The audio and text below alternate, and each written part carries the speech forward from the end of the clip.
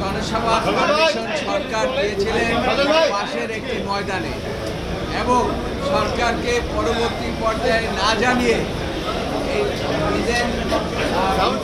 নেত্রী তিনি ওই স্থান পরিবর্তন করে তিনি এই রাস্তার মধ্যে নিয়ে আসেন এবং এটা ছিল তার উদ্দেশ্য প্রণোদিত যে সরকারি দলকে একটা বেকায়দায় ফেলাবার জন্য তিনি এই কাজটি করেছিলেন এবং সেই জন্য এই যে গ্রেনেড হামলাটা হয়েছিল আমাদের বিশ্বাস তারা রাজনৈতিক উদ্দেশ্য প্রণোদিতভাবে এই গ্রেনেড হামলাটা তখন হয়েছিল এবং সেখানে প্রথম চাষি দ্বিতীয় চাষি তৃতীয় চাষি তারেক রহমানের নাম কোথাও উল্লেখ ছিল না। সাবসিকুয়েন্টলি তারেক রহমানকে আব্দুল কাহার আলমকে দিয়ে এই মামলার মধ্যে সম্পৃক্ত করেন এবং সম্পৃক্ত করে তাকে মামলায় সাজা দেওয়ার ব্যবস্থা করেন।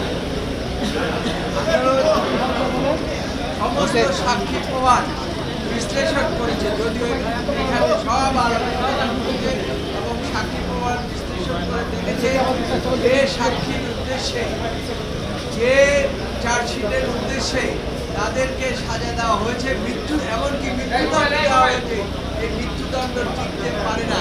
সেখানে 51 ডিএলআরের কথা বলা হয়েছে এবং সেখানে পরিষ্কার বলা হয়েছে যে ডাইরেক্ট কোনো এভিডেন্স না থাকলে কাউকে মৃত্যুদণ্ড দেওয়া যায় না এবং সেখানে আজীবন সাজা দেওয়া যায় না।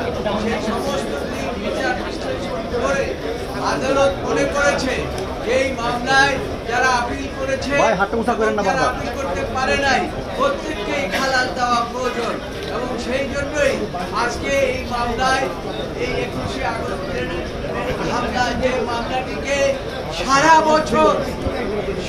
বছর আওয়ামী লীগ সরকার এটাকে ব্যবহার করেছে রাজনৈতিক উদ্দেশ্য প্রণোদিতভাবে। তারা চেয়েছিল যে তারেক রহমানকে এই মামলা দিয়ে চিরজীবন তাকে বাইরে রাখবেন, এমনকি তাকে মৃত্যুদণ্ড দিতে চেয়েছিলেন, কিন্তু আদালত এরকম কোনো এভিডেন্স পায় নাই যে তারেক রহমানকে মৃত্যুদণ্ড দেবেন। যাই হোক, শেষ পর্যন্ত আপনার বাবরকে এবং পিন্টুকে আব্দুল সালাম পিন্টুকে মৃত্যুদণ্ড দিয়েছিলেন। আজকে এই জাজমেন্টের মাধ্যমে তাদের সেই মৃত্যুদণ্ড থাকলো না এবং যারা যাবজ্জীবন তারা মৃত্যুদণ্ড এবং সকলকে আদালত মনে করেছে। আদালত বলেছে যে আমি এভিডেন্সগুলো সব পর্যালোচনা করেছি, আমি এখানে উল্লেখ করলাম না, কিন্তু এগুলো জাজমেন্টের মধ্যে আপনারা পাবেন এবং সমস্ত কিছু বিচার বিশ্লেষণ করে আজকে সকলকে বেকসুর খালাস দিয়েছে। 2010 থেকে এই মামলাটা রাজনৈতিকভাবে এই মামলাটা পরিচালিত হয়েছে এবং এইটা আমাদের বাংলাদেশের রাজনীতির জন্য এই মামলাটা ব্যবহার করা হয়েছে।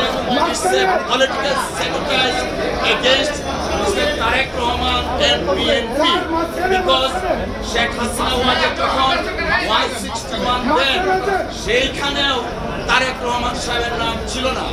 পরবর্তীতে তিনি ক্ষমতায় এসে রাষ্ট্রযন্ত্রকে ব্যবহার করে নিজের রাজনৈতিক হীন উদ্দেশ্যকে সাধন করার জন্য জনাব তারেক রহমান সাহেবকে এই মামলায় সম্পৃক্ত করা হয়। It's a political revenge, it's a political vendetta and it's a political sabotage.